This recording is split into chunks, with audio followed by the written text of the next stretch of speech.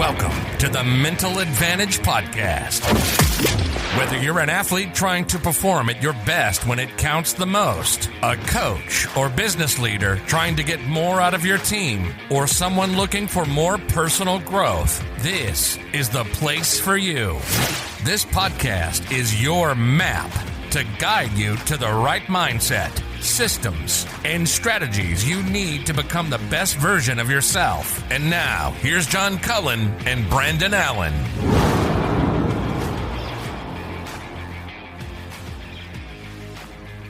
Welcome into the show, Jack Leggett. Let this name resonate there with you for a minute.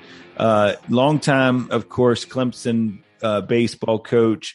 Also, earlier in his career, coached at Western Carolina, and also got his start at the University of Vermont. But most notably, of course, with Clemson. Although, Brandon, I say most notably, I mean, all he did in 9 years at Western Carolina is make 5 NCAA regional appearances. So, and I had buddies that played for him. Yeah, I had buddies that played for him at Western up in Cullowhee, cool. And I knew a couple of guys that I played with and against that had him as a coach at Clemson. And great guy.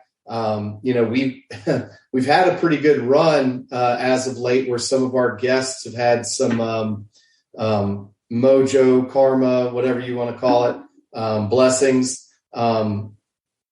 There's nothing else for that. We can't give him any mojo. He's done it all. USA coach, baseball coach for like the 17, 18-year-old program, Hall of Famer. Yeah. 6 times or 8 times out in Omaha. Guy's just a winner. 6 trips to Omaha. And, it's funny, Brandon, and we say this all the time, and you hear it said about a lot of people who have reached that level of success, is you'll hear people say, oh, he's just as good of a person as he is a coach. And I got to say, I heard about, we got connected, I should say, with Coach Leggett by a friend of my brother's, Mike Turgeron. And Mike, was saying when we were talking about Coach, he said, I would say this. He said he's just one of those guys that he's always helping the kids. He always comes to the games, encourages and pumps up the kids, and just so fortunate to have somebody at their practices that is of that stature, but also he described him more as a man of integrity and, as well as all the accomplishments. So just a really, really good guy. And as I say to him in the interview, the thing that comes across about him is he just loves to teach and coach. Like that is his passion. And it really comes through. It really does. And you can hear a guy that not only has the passion, but knows how to allow for his players to be held accountable, allows for his players to get creative, right? And he knows how to apply that wisdom and knowledge that he's had from all the years of being in and around the game, and pushes it down to the players and makes them the best that they could be. So you're going to hear on this episode a lot of great things about setting the tone for your culture, setting, as you say, Brandon, high expectations. I'm really excited for you listeners to hear this. So get your pen and paper ready. Here's Jack Leggett. All right. Well, I tell you what, Brandon, you talk about guests. Now, we've had some really, really good guests on this show. And we could sit here and list them all for about 5 or 10 minutes as we're approaching show 100. But I have been so fired up for tonight's guest, Jack Leggett. That's right. Jack Leggett. I have to say it twice just to kind of get a hold of myself there. Longtime coach of Clemson, Hall of Fame coach, 2014 ABCA Hall of Fame inductee, author of the book, The ABCs of Excellence, a Baseball Coach's Roadmap to Success on and Off the Field. And man, Coach, we are so honored that you would join our podcast. And we're really, really looking forward to this conversation. Well, I appreciate it, John and Brandon. I'm honored that you would want me on, and I'm excited about talking about coaching and leadership, culture, managing a team, baseball and any aspect at all, and coaching. It's up my alley. It's what I love to do. It's what I love to think about every day. So we'll have some good things to talk about here. I can feel it. I don't doubt it for a second, Coach. And, one of the things I want to start out with is I was doing some research. Of course, everybody knows about your, great coaching career at Clemson and at Western Carolina and at Vermont as well, where you got started. But, for those listeners that don't kind of know where you're from, from South Burlington, Vermont, we're actually on a state championship baseball and football team in high school, which is pretty good. Shows that you came from a school that has some winning, and then went on to play baseball and football at Maine. And it was interesting. I didn't realize this, but in '76, I guess you guys actually advanced to the World Series. And right. Coach, when I was thinking about is, you took that path that a lot of coaches, I guess, that do football or they'll do multiple sports, and that was something that was almost expected at a certain point where people were like, hey, if you can play in both sports in college, go ahead and do that. And I was curious, what do you think about some of these young athletes now being pushed into that like specialization? I mean, you're kind of seeing some of this stuff, I'm sure as you're making your round of the circuits is, baseball players that, have a hitting guy all year long and a pitching guy, and they don't really ever get a break. It just seems like it's baseball all the time. Well, I am definitely all about playing all sports as much as you can. I was in high school, played football, basketball, baseball, Legion baseball, went right to preseason football practice, went to college. Basketball might have been one of my best sports, but when I went to college, I couldn't balance all three. I would have if I could have, and I was probably proficient enough to be able to do that. But I took a break in the wintertime, so I played football, baseball in the spring. Would go off into Portland, Maine, or Cape Cod and play in the summer. Jump in my car, all packed up, go up, get out of the car, run the 2 mile for football, and my car would still be packed from the Cape Cod League. I have a meeting that night, jump into the dorm, triple sessions the next day. I was just one of those guys that was busy all the time, but I just loved all sports. My father was a coach. I grew up around the gym. He pulled out the trampoline when you want to jump on the trampoline. He was a swimming coach. We were always swimming. He was a football coach. We were around the football field. Loved basketball, had the keys to the gym. So I had two brothers and a sister, and we just were playing all the time. And I think it's a big mistake when a kid just specializes on one sport, especially when he's young. And if you play other sports, your footwork can get better. You become a better competitor. You become a better teammate. You understand how other sports work.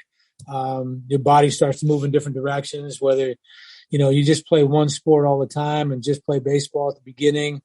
I don't think you'll become as good an athlete as you need to become a really good baseball player. Mm-hmm. If you ask every guy that's in a major league dugout right now, every single one of them, hey, did you play other sports in high school? They're going to say, oh, yeah, I played football. Oh, yeah, I played soccer. I played basketball. Yeah. Every single one of them will tell you that they were a 2 or 3 sport athlete. Yeah. And the reason they became proficient in baseball is because there's cross training, there's cross, things that go across the network into becoming a good baseball player. And so I'm definitely all about kids being diverse in terms of their playing sports that they play. Our grandkid, my wife's got 6 grandchildren. I got one on the way, but they play football, flag football. They play baseball. They swim. They play basketball. Some of them play soccer. I mean, they're playing all the time, right, on the move all the time. So that to me would be what I would suggest for any kid is you get up and then they find out what they're really the best at and which one they enjoy the most before it's all over. And I think the specialization playing year round when you're 8, 9, 10 years old is not a good thing.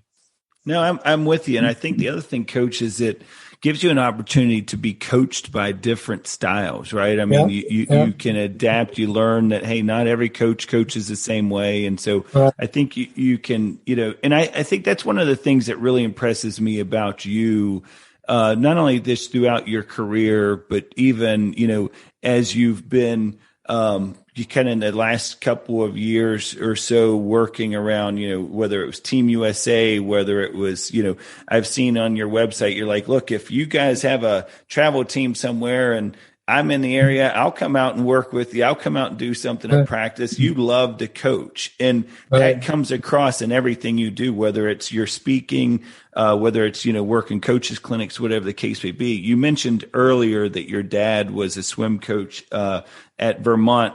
Was that your biggest influence to get into coaching, or was there something else that became the catalyst for that?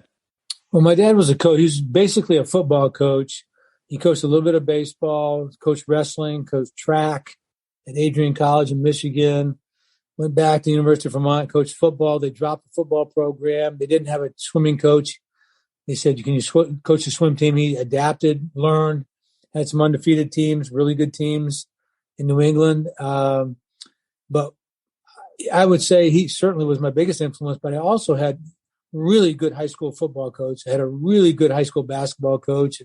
We had really good baseball teams. We won two state championships in football the last 2 years and never lost a game middle of my sophomore year. We won 2 state championships the last 2 years in baseball. And so we were always around good people.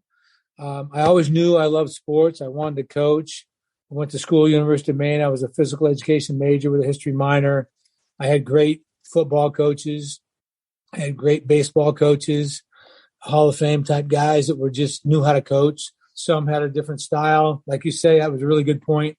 Different styles, 2 baseball coaches I had, but learned from both of them. Some things you wanted to do, some things you could do better maybe down the road. And then football coaches, all different types of styles, but just learned an awful lot. I was a sponge. I never, ever, ever did not look forward to going to practice. And to me, it was always fun. It was a chance to improve. It was a chance to get better, chance to prepare to win.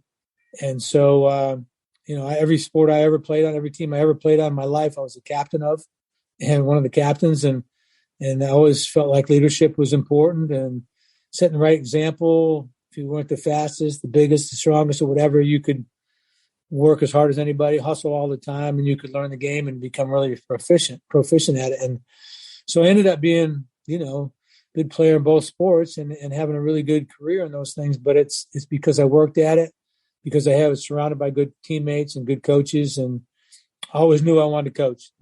I just always thought, honestly, John, that I was going to be a football coach.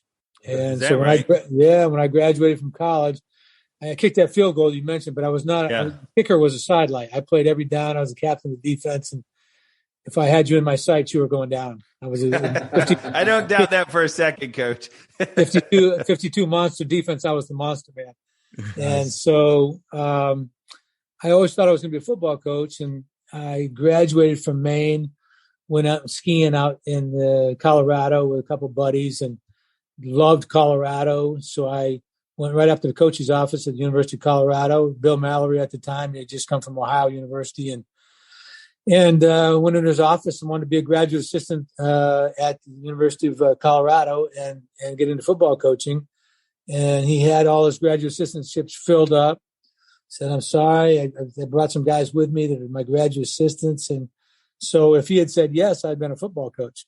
Wow. And so I went back to the University of Vermont, and my college coach had told me that I could kick in the NFL. And so I was in the field house kicking, and the assistant athletic director for the University of Vermont, who was one of my football coaches in high school, actually came through the door. I can still see him coming through the door, and he offered me to coach the club baseball team there for $600.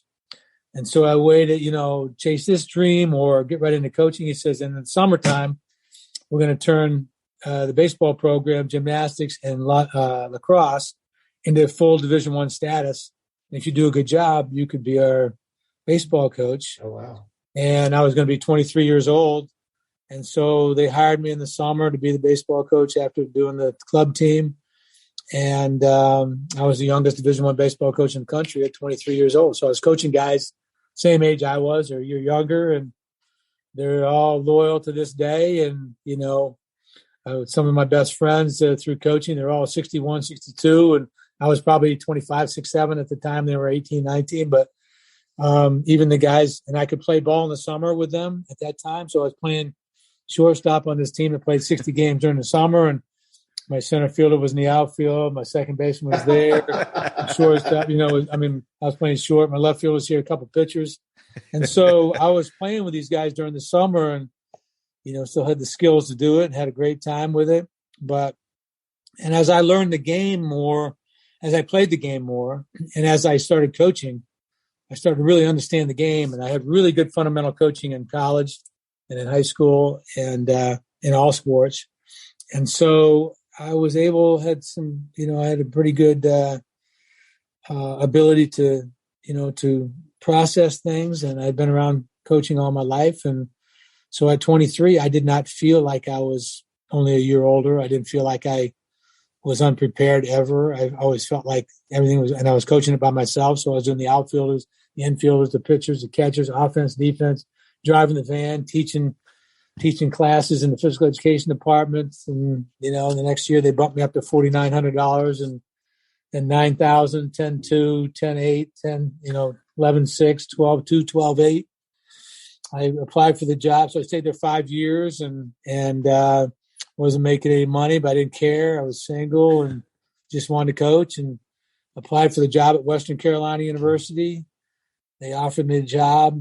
They called me back after interviewing and said, Jack, we want to offer this job to you for $20,000. And I said, I'll come for 22. He goes, you got it? I go, damn, I should have asked for 25. So my first negotiating ploy, I didn't do so well, but That's right. But anyway, I got into it because I was passionate. I love it. I love the relationships with the players. I love coaching them. I love coaching coaches. I love motivating kids. I love talking to teams. I just have a lot to share with all the experience that I've seen and have been involved with. And, you can tell by the book that I wrote, it's really me. It's just how I think. It's how I go about my business every day. And I like a winning culture, but a winning culture has doing things off the field, on the field right, in the classroom, treating people right, being respectful, being a good sportsman, outworking your opponent, hustling all the time, having zero tolerance for bad attitudes, all those kinds of things. So that's really what I'm all about. And I think it's served me well over time. And my players are very loyal. I'm very loyal to them. I'm texting with them all the time. There's nobody in the country that's got 400 players, staffs, trainers, equipment people, sports information directors, people work on the field. Nobody's got 400 people on their phone like I do. And I've got them at a moment's notice, can text, and they'll get right back to you. So that's always been important to me. I always wanted to kick somebody's rear end every day. But the most important thing to me has always been the relationships and how that lasts, a lifetime. And when they know you care about them more than just as a baseball player or as an athlete, and they care about them in school and how they're doing it in their family and what's happening with them outside of school and disciplining them, they'll run through the wall for you. And I've always had players who played very hard for me. And I've always told them that I'll never ask you to do something that I'm not willing to do myself. And I'm not going to ask you to work harder than I'm willing to work myself. And so I think when they've seen that in the weight room and out on the field and how prepared we are and how we go about our practices, they've always played very hard, and we've always had some really good teams as a result. Yeah. So, Coach, go rewind. You're 23. How do you set that culture? I mean, that's I'm thinking to myself, that would be such a difficult time. You've always been a captain and you've got that leadership and people are kind of drawn to you, but to set a culture at a Division I program at such a young age with guys that, to your point, are not your peers, but pretty close. I mean, were there challenges there? I don't remember anything when I was at the University of Vermont other than I don't remember anything being a challenge, except I walked into that meeting and there was a hockey warming hut, and it was the kids from the club team, and it looked like the Bad News Bears. They had bandanas on. I walked in there, and I have a very I had a lot of confidence, and I'd been around good people, and I knew what needed to be done. And I said, all right, this is how we're going to do this. We're going to treat this like a Division I program because it's going Division I in the summer. And some of you will be able to handle it, but we're going to work like Division I. We're going to discipline like Division I. We're going to teach you like Division I. We're going to play that way. We're going to hustle that way. And if you're in, then I'll see you tomorrow. If you're not, then I understand. But I think you said it right off the bat. I think they were looking for it. They were excited about it. This guy knows what he's doing. We just got fresh back from going to Omaha. So, when I was at the University of Maine, so hey, this guy's been to Omaha. He's been a good player. He seems to know what he's talking about. And they were all on board from the beginning. I didn't have any problems at all. And these kids are extremely loyal. They, and I was able to play ball in the summer, so they knew you were a good player. So now I'm coaching them. So you had a good relationship with them, but at the same time, they knew the line that you were the coach and they were the player. Sure. And everything that I asked them to do, they did it. And, awesome. When I went to answer your question, I went to Western Carolina. So 5 or 6 years later, I go to Western Carolina. And now I'm a Yankee from up north. I'm 27 years old. Hey, we got this game figured out down here. We were 28-12 last year. I was the third coach within the calendar year. Oh, wow. One guy got fired. They had an interim coach, and now I'm in there. We got this figured out. So we ended up coming up with the 4 C's. There's 4 C's when you go into a new program. And you saw that in my book. It's conflict. I mean, I had, removed a couple of kids on the team because they just couldn't buy in. They just couldn't make the adjustment. Those that did are as loyal. I talked to some of those guys yesterday on the phone that hung in there. It was the last year, but they thought this is what we need. We developed a winning culture. So you had conflict. Then you have change. Hey, they're coming to practice. Hey, these practices are organized. This guy knows what he's doing. We better give him what he wants because you got to be accountable and high expectations. And then they become committed, the 3rd C. And you got recruit coming on campus and you got kids telling, hey, coach, I want this guy. I'll take him for the weekend. We need this guy next year to win a championship and so forth. And so conflict, change, commitment. And the 4th C, after working your way through all those things, you end up winning championships. And we won 5 championships in a row at Western Carolina in 85, 6, 7, 8, 9. And we just had a really good culture. And so you got to work your way through those things. And I had to work my way through those things at Western Carolina. At University of Vermont, it was pretty simple. I think they were just eager for it to turn Division I, number one. Okay, we got a chance to be Division I baseball players instead of being on the club team. We better listen. We better pay attention because I want to be on this team. So there was, and then when we get to Western Carolina, it was more like, let's test this guy a little bit. Let's see if he knows, what's going on. He's from the north. We play baseball in the south. So there was a little conflict, change, commitment, championships going on there.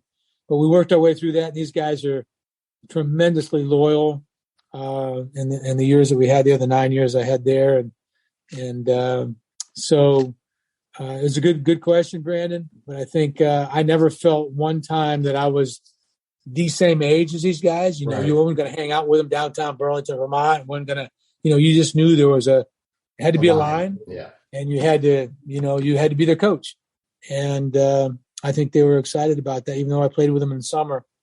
Even during the summer, I think you earned some respect by how you played the game and how you treated them even during the summer. But it worked out great. It was a really good environment. But not every 23-year-old can do that. Right. And not say I'm any different than anybody else, but I look at a kid 23 years old now and I go, dang, I was that age. I was coaching. Hey, it's a different 23 coach. I mean, it's different. Yeah. And so I was a little ahead, I think, at that time, and had just been around a lot of good people. So that's just what I was made to do.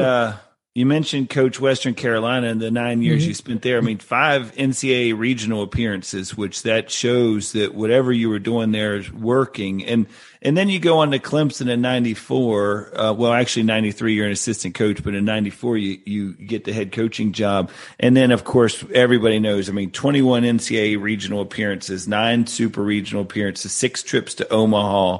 I like to say, success leaves clues, right? And so when you think about back to your Clemson days, there's no doubt you built a tremendously successful program besides having some really good players. And that's kind of the obvious thing. And that comes through recruiting. And you guys did a great job with that.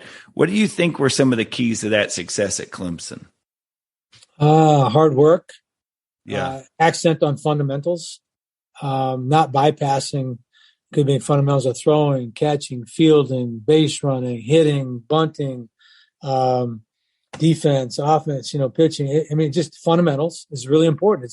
I think a lot of kids play this travel ball and they go to a tournament on the weekend. They got 5 games. They got to go different. They show up and they got 15 minutes to warm up. They play a 2-hour game. In 2 hours, it's over. They haven't been in a batting cage, haven't taken pregame infield, haven't taken any ground balls, probably just got to play. Now I got to go to the next field. And next thing you know, they're just showcasing their skills rather than, really working on their fundamentals. So in fundamentals, I think we really did a good job with that and always continue to do that. Hold them accountable. I had one kid at one point transfer into our program. He came from an SEC school and he came in, he played in the big leagues. He's played in the big leagues and he's not playing anymore right now, but that's how good a player he was. But he transferred in a week of practice. We were into about 4 days, and we hit ground balls. We got this thing going where our infielders are always working. And we take a break, get a water break. It's in September. It's hot as heck, and it's sweat dripping down. And he's sitting on the bench. I go, Mike, tell me the difference between where you were last year and where you were this year. He goes, repetition. He goes, I've gotten more ground balls here in the last 2 days than I did all last fall. And okay, he goes, I said, what's the second thing? He goes, intensity of practice. He says, the intensity of this practice and the speed of this practice and the expectation of this practice and, what you're trying to do with treating at game speed is unbelievable. And he goes, accountability. You're on me about every ground ball. If I drag my feet or I flip my glove or field the ball on the wrong side of the body, or if I, do move my feet well, I do feel it right. I'm getting feedback all the time. So it was repetition, it was intensity, and it was accountability. Came out of his mouth just like that. He's a smart kid. And I go, okay. And I've never forgotten that. So in your practices, my practices were always well organized. They had meaning to them. There was purpose behind it. There's a lot of repetition. There's a lot of intensity involved in it, a lot of accountability, expectation of getting the bunt down, expectation of hustling all the time. But if you set your practice, and there's another part in the book about the Harley engine. Yeah, love that. Your engine, however your engine runs, is how you should expect it to run on game day. And if you practice like a dog, you're going to probably play like a dog. You may have some great moments, but the moments you really need it, you're going to probably play like a dog. So that's always been my philosophy is if you practice right, you're probably going to play with a better intent. And so our practices were always organized. There was accountability, there was discipline, there was motivation. I think the kids loved being around me. I loved being around them. There was fun involved. I loved getting on the field. As soon as I walk on the field, it was a happy place for me and for them. And you set the bar high. I think nowadays, the bar isn't set high enough on discipline. If I make the kids, get their hair cut or something, I'm going to get sued by the school or the school board's going to call me or this. But the parent is probably thinking, I want my kid in a disciplined program. I want him in a program that's going to teach him that if you go off and go for an interview on the first day outside of college or high school or whatever, this is what the expectation is. If you're sloppy and undisciplined and you're not, you don't have any focus or concentration, if that's allowed during practice or allowed during your program, then that's what the kid thinks is okay. And then it's not going to help them be successful. So having some discipline, having some routine, having some high expectation level, and holding them accountable, I think is a thing that's missing a lot with kids nowadays. The kid screws up or something. Sometimes you get a call from the parent, making excuses for the kid.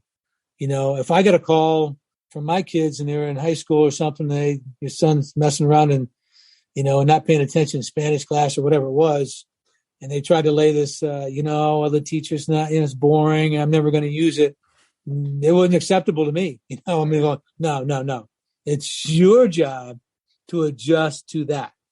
It's not that situation. It's not them trying to adjust to you. So let's get this straight. I'm not listening to it. You take care of it, get it squared away. Nowadays, a lot of times it's the opposite of that. And somebody's making excuses for you and trying to, massage you so you don't feel bad and all that kind of thing. So I think in the end, there is a little bit of lack of discipline, a little lack of expectations, and a little lack of holding kids accountable. And that was something I always felt was really important. And these kids that are out coaching their sons, I'm doing Zoom calls with their 11-year-old teams, their 10-year-old teams, their 13U teams. And coach, tell them the things you taught us in college. And I'll go through all the same things. And the kids will have some questions. They'll ask me questions, and I'll come back to the same answers that I think are going to help these kids become better players and better people before it's all over. And so I'm all about, and we recruited well. You mentioned that. I mean, we had some good players. I surrounded myself with really good coaches. Tim Corbin, Vanderbilt, Sully over at University of Florida, guys have won national championships. Tom Reginas, who's at Winthrop, Dan Pepicelli up at Cornell, Erik Bakich, who's now the coach here, John Pawlowski, who's been around coaching. I've surrounded myself with some really, really good coaches along the way, and made some good decisions that way. And I think they've learned a lot from me, and I've learned a lot from them. And you mentioned something, and I'll just say this, John. I've coached over, pretty close to 2,500 Division I baseball games. Yeah. I've coached, probably 45 guys that played in the big leagues. I've been involved in 26 different NCAA tournaments at Western Carolina, and I've been in 9 Super-Regionals, been to College World Series 6 times, been there as a player and been there as a coach. But the only reason I say that is because every time I went down to the baseball field, I was there to learn something to make myself better, which would help my players become better. I learned something every time I went down the field. And that was, even with all that experience, you continually got to go down there and learn how to be a better communicator, a better teacher to that particular kid or that kid, because they're all a little bit different. And how you talk to your team, timing is everything. How you talk to your team, when do you talk to your team, the inflection of your voice, how serious you are about it, the timing before, after games, during tough moments, after tough moments. You give them a little time. There's a magic to being able to coach the kids at the right level at the right time, and so you learn something every day. And if you go down and I would tell players that a team that I was coaching or talking to, I would tell them the same things I just told you. Yeah. To emphasize the fact that even with all these games under my belt, even with all this experience, I came down to learn something every day. And so obviously you should be coming down the field every day to try to learn something, because you never get this game totally figured out. And then something always pops up that makes you think, maybe I could do this better, or reiterates the fact that you do it the right way. And so I really feel strongly that you really got to go down and learn something every day. And if you can, then I think you can teach better every day. And the minute you think you got this game figured out, you're probably going to run into trouble. But the more you learn about it, and the more you pay attention to it, and the better people you surround yourself with, the better grasp you have on it, and then you can teach it better. So There's my answer. There's my long answer to that short question. No, it's a great answer. Right. That's all good. So Coach, you mentioned, there has been this evolution of athletes and just human beings in general, right? I mean, we have become a little softer. We're not as disciplined. A lot of folks aren't. From a motivational standpoint, because you always seem to know how to motivate your group, right? Mm-hmm. How has motivating a player changed, in your opinion, over the course of your career, and maybe where it is today, even, because you do have those parents that it just seems like everybody says, hey, it's okay. And I remember coaching in high school, and I heard a parent, we put a bunt on, and I heard a parent say, hey, it's okay. And I remember thinking, no, it's not. No, it's not. Mm-hmm. And that's why we're not getting better, is because he's going to leave this dugout and hear that everything's just okay. Right. Right. That's a really good point, Brandon. You've seen a commercial on TV where the guy comes out and he goes, yeah, did you see the doctor? Yeah. And he's laying in the hospital and he's going, is he a good doctor? And the nurse goes, yeah, he's okay. He's okay. And you're going for heart surgery and the nurse is going, yeah, he's okay. And then you see somebody going to the cafeteria in the same commercial and how's the food? Somebody's ordering the food. You go, well, how's the lasagna? It's okay. Well, it's not okay. Right. It's not okay to be just okay. Right. If you're okay with being okay, then you're probably going to end up not achieving success in your life. And so it's not okay just to be okay. Mm-hmm. It's okay to try to be your best every day. And if you're not as good as maybe what you hope to be, but it's because despite you're working as hard as you possibly can and learning as much as you possibly can and have a good attitude, then you can live with that. So that's the other thing. That's number one. Number two, I would say this, that I would have people come to my baseball camps and I would have parents come up to me or something. And, I'd have 270 kids or 310 kids in camp. And the parent would come, Coach, I don't know how you do this. These kids have changed so much. And I don't know how you do this. I go, what's happening? Kids are exactly what you expect out of them. If you do not expect out of them to work hard, to practice hard, to hustle, then you're not going to get it, probably, except for the exceptional athlete who really, really wants to push himself. Mm-hmm. So my question to them was, I always thought that was an excuse. My kids that I had at Clemson, Western Carolina, University of Vermont, I asked them to do things that were uncommon to what they were used to. Mm-hmm. And they gave it to me all the time. It was hard work. It was, sacrifice. It was discipline. It was sweat. It was tough. But at the same time, we had fun doing it. And so I think if you expect that, that's what you get. I do not look at any of my players that I had in those years and go, yeah, these kids they've changed and they're soft. And, I never thought that because I didn't allow that to happen. I didn't allow that to be the case. And I didn't allow them to have that leeway that would say, being soft is okay. Mm-hmm. Being, not executing is okay.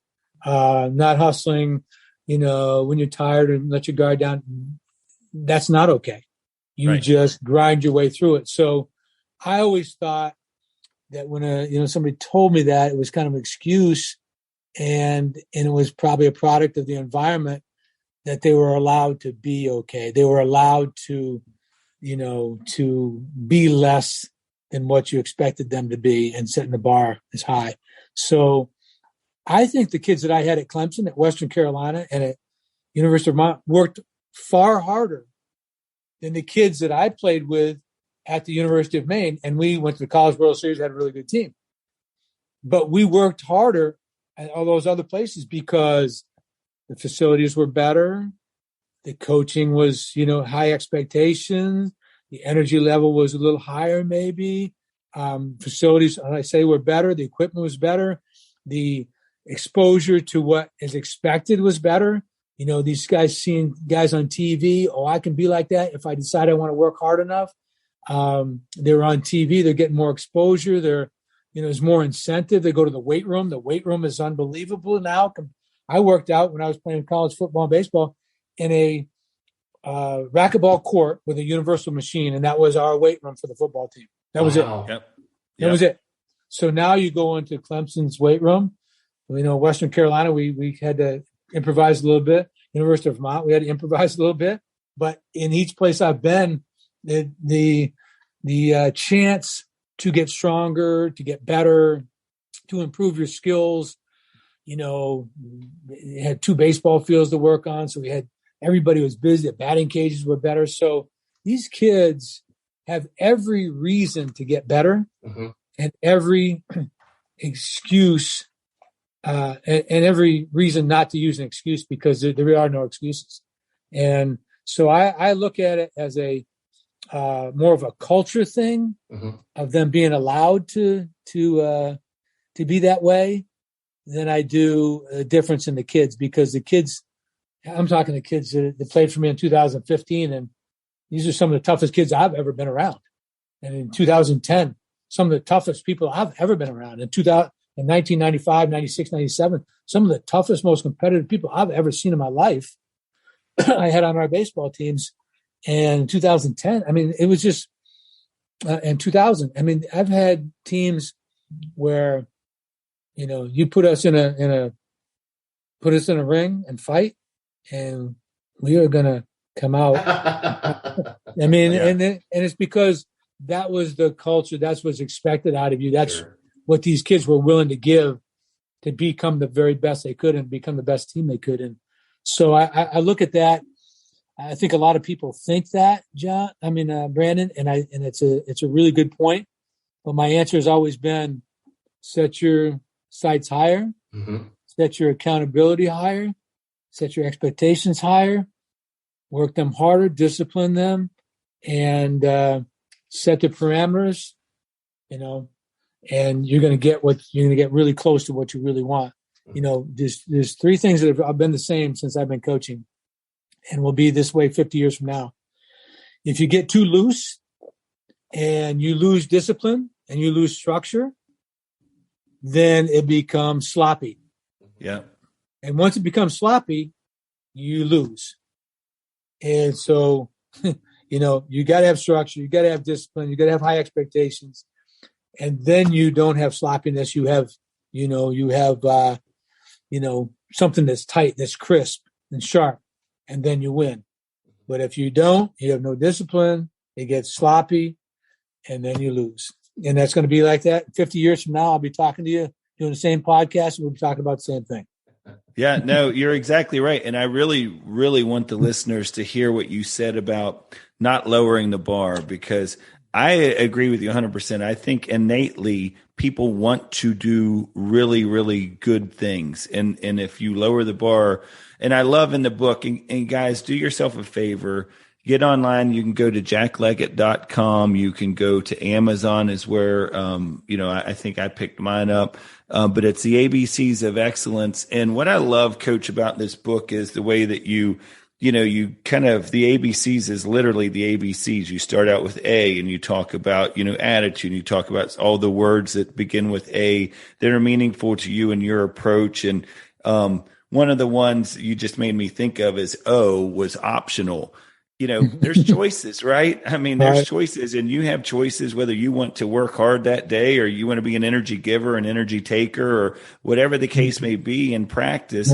But as long as you're willing to deal with the consequences of that decision. But we have those decisions to make. And it's really, I think, important what you're saying there about the need for that discipline. I always say set clear expectations and hold people accountable. And you're going to be successful more times than not once they understand that you're going to hold them accountable. And everybody gets caught up. They hear the word accountable and they think, oh, it's such a negative connotation. But the reality of it is there's good accountability and bad accountability. I can say to you, hey, coach, great job on, turning 2 in the middle there. It was a tough bounce you had. That's good accountability. But then there might have to come around and say, hey, you were supposed to be at, weightlifting today and, you showed up 15 minutes late. And I think all of those things are really, really important. One of the other things that I liked was right above the O was in, and you said need versus want. And Brandon kind of made me think about this a little bit, is that right now where we are with some of the, younger athletes and some of the older athletes and some of the older people who are business people, is that difference between, the need, right? Things have been handed to the people all their lives, or they've been very privileged. They are more of the want, I want this, I want that championship. But the guys that haven't had those privileges, that's the guys you want in the foxhole, right? Because those are the guys that need to win. They need the championship. Right. I had a strength coach. You talk about optional. You made a good point there, John. I've always thought, I will say this every time. It's not really optional. Practice is not optional, but I tell them, practice is optional. Come down here. But the option is, if you work hard, you practice hard, you're on time, you're a good teammate, you compete every day, that's optional. If you take that option, you get a chance to play. If it's optional, if you say it's optional, you don't want to come to practice, you don't want to work hard, you want to cut corners, you want to be late, then the consequence there is you won't play. And we won't win. So that's the dichotomy that came up with that.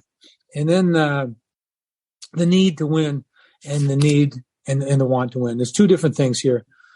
I had a strength coach named John Sisk, and we would every time I came in the weight room, we'd banter back and forth and joke around. He goes, Coach, he goes, the difference between you and me is I need to win. You want to win. I need to win. No, I said, no, I need to win. You want to win. I need to kick your ass. So we would go back and forth like that. But he made a great point. Is that the difference is there's a lot of people, I want to be a good player. I want to, I want to win championships. A coach might say, I want to win championships.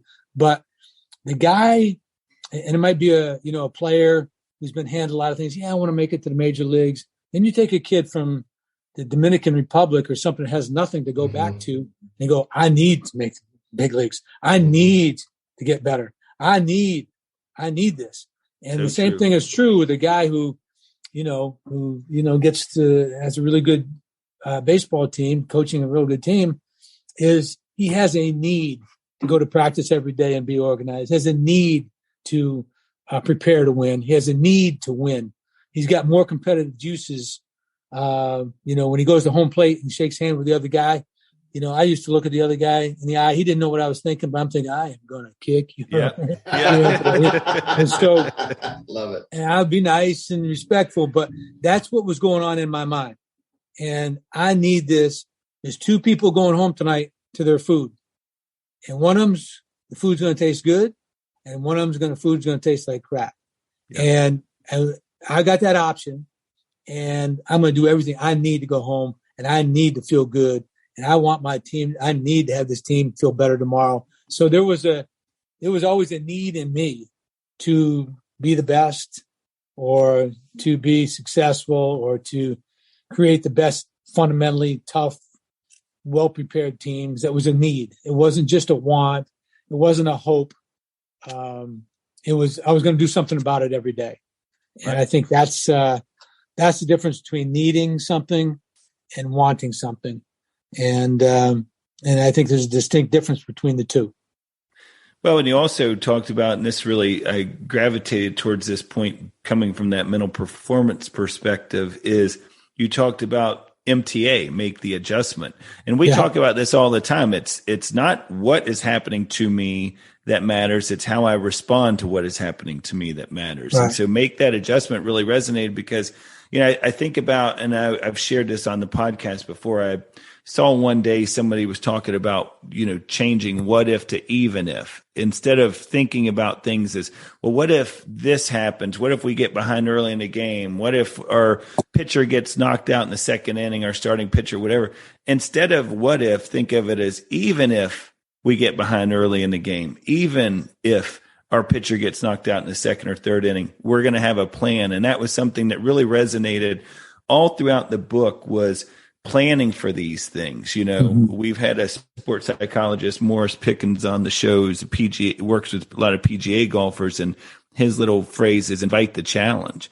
And it's like, if you've planned for these things and you've prepared, as I know so many of your players have in practice because you were so diligent about that, all of a sudden now it's like, okay, we just have to adjust to this, but the goal is going to stay the same, but we're just going to make an adjustment. Right. Well, the thing about sports and the thing about coaching is every day is different. Every game is different. It's like a snowflake. It just never unfolds the exact same way. There's adversity around every corner. As a high school coach or a youth league coach or a college coach, especially, you're going to get a different athletic director. You're going to get a different schedule thrown at you. You're going to have different weather from the north and the south. You're going to have travel problems. Your van's going to break down. You're going to lose your starting pitcher. He's got a sore arm for a couple of weeks. You're going to lose your shortstop. You're making adjustments all the time. So MTA is something we came up with when I was in camp, and it's called Make the Adjustment. It means whatever comes up in front of you, your job is to make the adjustment to it. You can't let the adjustment make to you. You've got to make the adjustment to the problem and to the situation ahead. I ask kids, when I'm talking to players, I go, you guys tell me what the strike zone is. And they'll start going, well, on the top of the knees. I go, no. The strike zone is exactly what that umpire is going to call that day. So that's why you have to pay attention. I tell these little league kids, I said, if he's calling it this high, then that's what it is for that day. If he's calling that low or this far inside, outside, it's your job to make the adjustment to what the strike zone is. If you're a pitcher and you're not getting a certain pitch, but you got it last game, but you got a different umpire, then you've got to make the adjustment. That's just a small little adjustment. You get new budgets thrown at you. You get travel problems, you get new athletic directors, you get new assistant coaches coming on board because somebody else got a different job. You got new players coming in every year.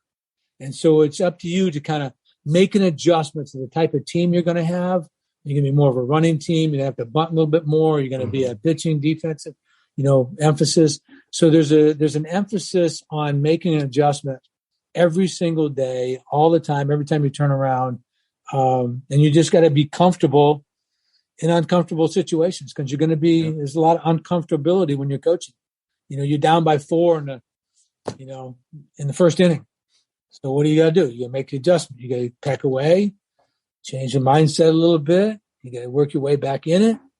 And so there's a lot of MTA in coaching. There's a lot of MTA in baseball coaching, especially in baseball playing. And I got another that goes along a little bit with this in the book, and it's under the I. Yep. It says, it doesn't matter. And one of my SIDs came on the bus one time, and we were going up to play at Boston College, and he looked at the weather report, and it was brutal. It was going to be 32 or lower, like for 3 days in a row, snow flurries. And he gets on the bus, and we had a pitcher or two out, and we were getting ready to go. And he gets on the bus, and he sticks his head above that first level. He goes, it doesn't matter. I go, what do you mean it doesn't matter? He goes, it doesn't matter. It doesn't matter that those two guys are out. It doesn't matter what the weather is. It doesn't matter what the umpires say that day. It doesn't matter. We got to travel all the way up there. It doesn't matter. We might miss our flight. It doesn't. And I just smiled at him. I go, I got you. I like that. And so from that, Brian Hennessy was his name. And from that moment on, I've used that saying, it doesn't matter. When you say it doesn't matter, it's somebody going, oh, you don't care about it? You don't? What do you mean what doesn't matter? It just doesn't matter what gets thrown at you. Right. You have to MTA and adjust, but it doesn't matter. There's no excuses. Nobody cared when I was at Clemson. If we lost the game, you had a couple guys out, and had two guys that were sick and couldn't make. Nobody cared. It's a very result-oriented job. Right. Everybody knows the next day, oh, he's a good coach. They won. Right. Oh, he's not so. What's wrong with him? They lost. There's a little bit of, result-oriented problem in coaching. People, can kind of evaluate you real quickly. Whereas in most other jobs, it's not that blatant right out front. So it doesn't matter. It's been something that has sunk in with me. It's a great thing. There's no excuses. There's no, somebody used to say to me, they couldn't get the bunt down, and they go, Coach, I'm trying. I go, hey, I got 80-year-old guy in the 10th row who can try. I need to have you get this thing done. I need you to execute. Yeah. He's going to try. You get it done. I got you, Coach. I got the next bunt would always be down in practice. Yeah. And go, okay, I got. So just a little more accountability, a little more emphasis on staying focused, and it doesn't matter. It doesn't matter. Is it big? It's a big saying. It's I love it. Awesome. And I learned that from Ryan Hennessy. I love that one. And I had that one written down, Coach. Yeah. Well, look, I'm going to ask you one more question, and then, and you've been very gracious with your time. But I am curious about this, and it was one of the ones that I actually had kind of up at the top of the list because, you've had an opportunity over the last several years now to watch a lot of baseball from a different perspective, right? Not in the role that you were previous, whether it's youth, travel ball, your time with Team USA or college. I'm curious, where do you think, in your perspective, that we're getting it right? And then maybe if you could share, where are some things you'd like to see us improve? And I say us as a game because we're all, we all got vested interest in this thing. So in the game of baseball, where do you think we're getting it right, especially in that youth level that you've been exposed to maybe a little bit more recently? And then that, where could we improve? That's a really good question. I think where we're getting it right is, there's a little more emphasis on learning what this game is all about, rather than just going out and playing sandlot ball and trying to figure it out. So there's more resources. There's more, people that are helping you get better agilities, maybe a little more strength, maybe more repetitions because there's more facilities open. So I think you're getting it right there. And then the coaches care a little bit more. I think they're becoming a little more educated, rather than just some dad out there who's just, throwing out the ball. So I think there's more emphasis on that. So I think in that way, we're getting some things right. Where we're getting it wrong, I think, is trying to force these kids into specializing too early, maybe making them play year round so that they're burning out a little bit too much, or, maybe playing too many games or too many tournaments or too much travel or too much, there's a lot of that, where they seem to be on the move. And I go, God, these kids don't come down for air. I learned how to hit the curveball by playing wiffle ball. Right. I mean, I learned how to run the bases by playing wiffle ball and getting in a pickle and getting out of it. I learned how to, hit the ball the opposite field because I played wiffle ball with my brother was pitching and my other brother was on that side of second base. So you had to hit the ball over there or it was an automatic out. Yep. And, I learned, I didn't have it structured all the time. I think that becomes a little bit of a problem. The kids now are too reliant on the fact that they've got to be taken to a field. Right. They've got to have, structure. If I didn't have anybody around, I'd throw a ball against the wall and learn how to field ground balls, and improve my arm. If I didn't, if there was snow shoveling up in Vermont on this, I went out and shoveled it and played basketball. Now it's like, oh, there's snow out there. I don't have access to a gym. If I didn't have a weight room when I was at home and in college, and I would go out in the garage and I'd jump on the rafters and do pull-ups. And I mean, I don't think kids, understand that you have to improvise to get better, and you've got to be able to figure out, certain things on how to get better. And I think sometimes we make it a little bit too robotic. tell them too much, Mm-hmm. and don't let them experiment a little bit on your own and figure things out. Yep. But, so I think there's a little bit too much of that. There's a little bit too much of structure in terms of, I can't do anything unless I have somebody else to work with me, or I can't unless I go down to the field, and unless I have somebody give me a ride someplace. In the old days, we jumped off the bus, threw our backpack in the house or books in the house, and we were gone until somebody yelled dinner. And we're playing football, 12 on 12, 13 on 13, 10 on 10, whatever it was. Teams were already picked, and we're playing tackle up there at the University of Vermont on those beautiful fields we had at our disposal. We made our own baseball field, made our own backstop, put plywood up, and, mowed the grass, mowed the things. We just improvised, and I don't think there's enough of that now. Kids are always, even the kids that my grandkids, they've got everything. They got a batting cage. They've got ping pong table. They've got a basketball court out back. They've got, soccer thing out front. They've got 4 acres to play on. They've, and still at times they're going, I'm bored. Yeah. What should I do? I'm bored.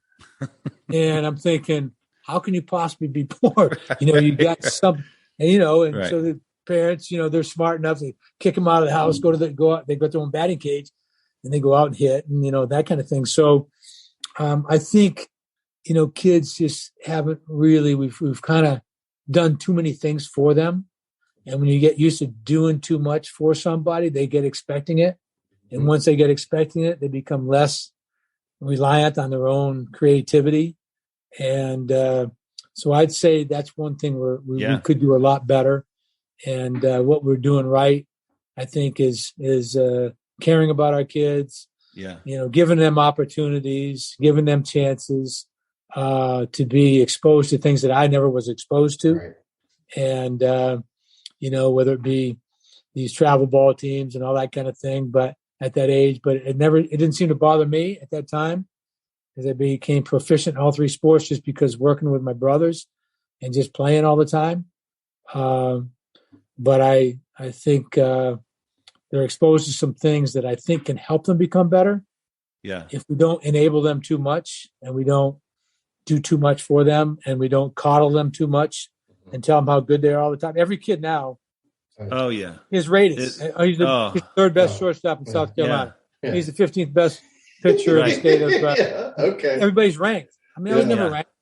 I was just, I'm ranked in my own mind. I'm going to be the best I can be, and I'm going to go earn my position. Now it's like, they're always looking and see where they are and stacking everybody else. I was never interested in that. I was just interested in, doing the best I could, and I'm going to beat out the guy in front of me, and that's the way it's going to be. I love that you said that, Coach, because kids today, not only are they seeing where they're ranked, but they now believe it. They believe everything that they see, and they go, oh, well, I'm the 4th best. The hell you are. You're the best. Yeah. If you believe you're the best, you're the best. Go prove them wrong. And so many people, and what you say too about the too much structure. I tell my kids, even to this day, when I'm coaching, that greatness isn't on a schedule. If you think you're going to become great at anything with what your mom and dad are scheduling for you, it ain't going to happen. It just won't happen. To your point, you won't become creative. You won't learn the game. Nobody sits down and watches the game anymore because there's just so many options. I mean, this could be another hour and a half that I can talk to you just about that. But I mean, you're 100% right. You couldn't have tied that up any better. Yep. No, exactly right. Well, Coach, we can't thank you enough. JackLeggett.com. You can, Coach can come and speak to your groups. You need a Zoom call done. Coach's clinic you've got going on. That's where you can contact him and find out how to get him involved in your program. And I'm telling you right now, you watch that video that you got Corbin on there. You've got a little bit of everybody that's on there talking about what an impact you've had on their life and their coaching. And so if you can get that at your local, coaches clinic that you've got going on, you are crazy not to do it. And you're also crazy not to be picking up the book, The ABCs of Excellence, a baseball coach's roadmap to success on and off the field by Coach. Great stuff. I've written a bunch of notes down myself, and I even read the book. So I don't know. I mean, it's like is it Coastal Carolina education? You got it. Yeah, you got awesome. it. So I think let me say something about the book, if you don't mind. The book is really written as a baseball coach's mind, but it is for an athlete. It's for a parent. It's for a business leader. It's really ABCs of excellence in anything you choose to do. And so it's really, it's wide ranging of who could draw something out of it, not just for baseball coaches or softball coaches or any other kind of coach, but athletes, business people, parents. I think it's simple enough. You can get through it. I think it's something I really feel good about. And I think it can be a really helpful thing. The little things we talked about, optional, it doesn't matter, the need versus want, MTA, making the adjustment, all good stuff. Attitude, it's just simple, but really important things to emphasize to your kids. And if you're a college or a high school coach or a youth league coach, it's a book where you could get it for all of your athletes and make it require reading and then talk about each one of these things. Love that idea. I think that they would really get something out of it. I think it makes a lot of sense. Seven's baseball tree, January 20th through the 22nd of next year. What in the last couple of minutes here, what's that all about? Well, it's something I've always wanted to do. I've always wanted to bring my players from University of Vermont, Western Carolina, Clemson University, some from the USA Baseball, my coaches together, the staffs that helped, could be academics, work on the field, weight room, sports information, the equipment room, you name it, training staff. Anybody that's had anything to do with my life or the success of our programs in those areas, I wanted to get them together and just kind of close things out. But I also wanted to thank them for all that they've done for me. And, we're trying to raise a little bit of money for ALS and Greenville, Habitat for Humanity. But the emphasis is on getting my players together all as one. I've always thought, I don't care whether you played for me when I was 23 or when I was 60. And I don't care whether it was University of Vermont or Western Carolina or USA Baseball or Clemson. You all are the same to me. I don't care whether you worked in the weight room or you're a manager or whether you worked in the training room or worked on the field. You all had something to do with our success, and you are in that circle. And so I want to get everybody together. We're going to have a reception on Friday night here in Greenville. We've got a golf on Saturday at the Embassy Suites on Verde in Greenville. And then on Sunday, just a little breakfast to send everybody off. And it's more of the relationships are the most important things in my life. And I just want to see these guys and see what they look like when they're a little bit older and get to know what they, how their families are going, how their lives are going. And we've remained in contact. So I've gotten great feedback on it. And I think we're going to have a great turnout, and I'm going to be able to get up there and have some fun about the times that we had, tell some stories, tell how we all got together at different junctures of time, and to be able to thank, we have mutual respect to be able to thank each other for the times that we've had together. So that's what it's all about, and I'm excited about doing it. Yeah, that's fantastic. And hey, look, if you need that documented through a podcast, you let us know, and we could be there in a minute with some microphones and interview awesome. Some of those folks up there. Well, Coach, thank you so much. God bless you. I tell you what, you are continuing to give to this game that we all love, and we have great respect and admiration for anybody who does that, and you've done it as good as anybody. So thank you for joining us tonight. We really appreciate you. Well, my pleasure, and I hope we can do this again, John. And Brandon, I've enjoyed it. Good questions and good discussion, and you can tell I'm passionate about it. I love talking about it, helping coaches, helping players, helping people in any way we can. And So if you want to do it again, we'll do it again. I'd love to. Absolutely. Thanks, Thank Coach. you, Coach. Want to provide feedback or stay up to date with the show? Visit our Instagram page at Mental Advantage Podcast, or you can send us an email at podcast@mentaladvantage.net. To have John Cullen work with you or your team, please write to him at john.cullen@mentaladvantage.net. Thanks for listening to today's episode.